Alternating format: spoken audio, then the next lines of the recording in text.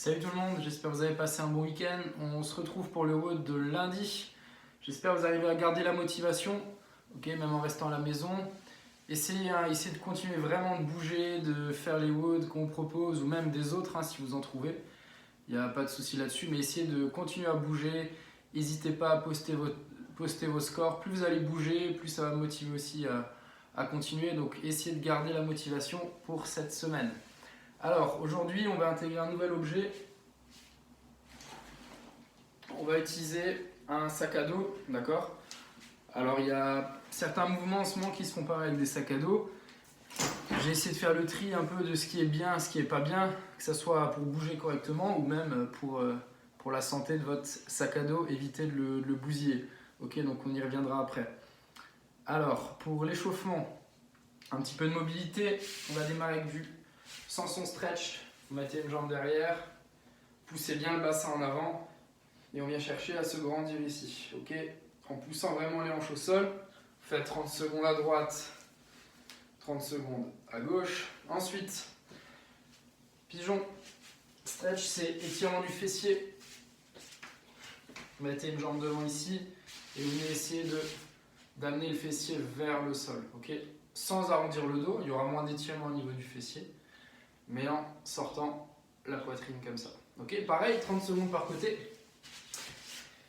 Et ensuite, ouverture de la cage thoracique, soit à l'aide d'un support, c'est un petit peu mieux, ok, pour vraiment bien ouvrir, ou sinon, main au sol.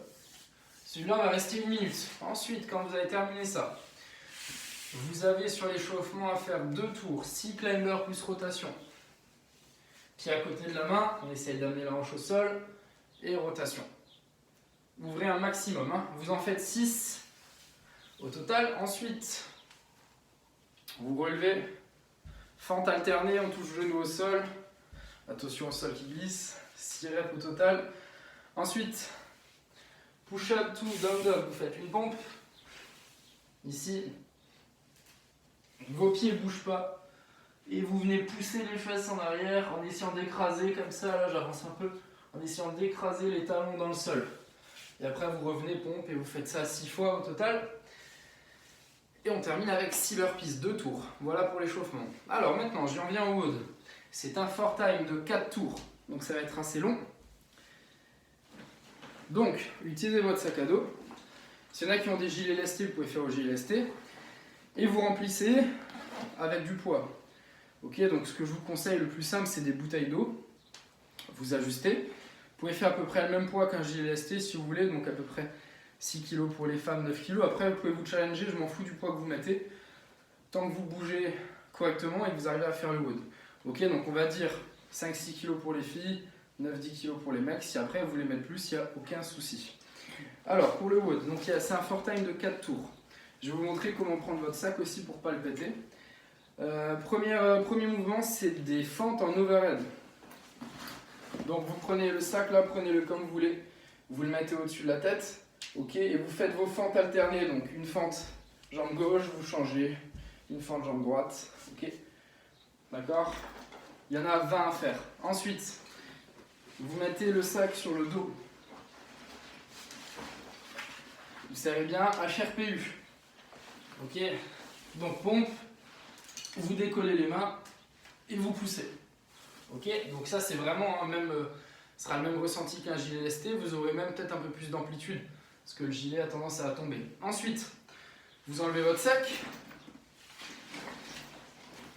burpees avec saut au-dessus du sac, donc vous faites votre burpees, dès que vous avez fini, vous sautez par-dessus le sac, ok, ça il y en a 10 à faire. Ensuite, pour les squats, je vous laisse le choix, soit vous le remettez sur le dos, ok.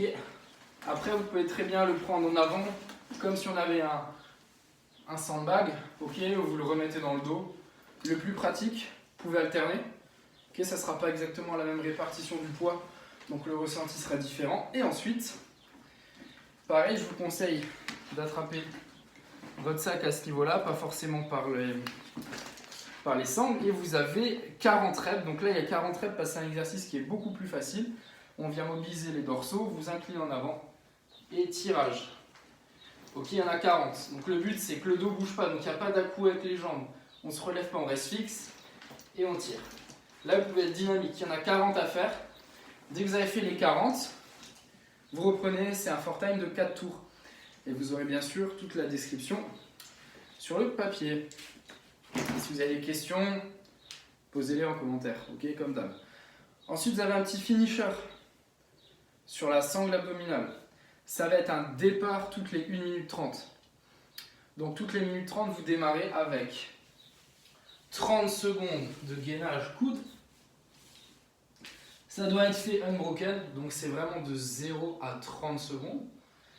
Et dès que vous avez terminé les 30 secondes, donc il faut être rapide sur les transitions, vous devez faire 4 V-up.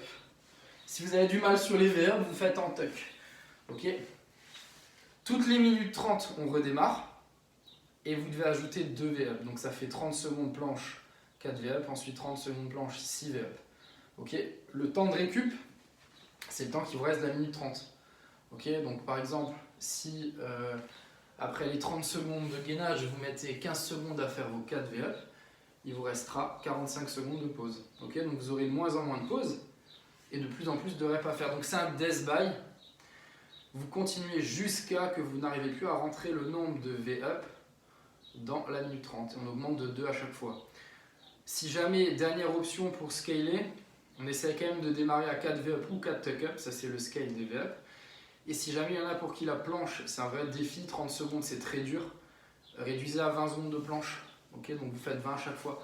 La planche, ça doit être fait unbroken. Donc à la fin, si au bout de 20 secondes sur les 30 secondes de planche, vous craquez et que vous avez fait 30 secondes sur les autres tours, ça s'arrête, c'est terminé. Voilà pour la séance du jour, donc n'hésitez pas pour les questions.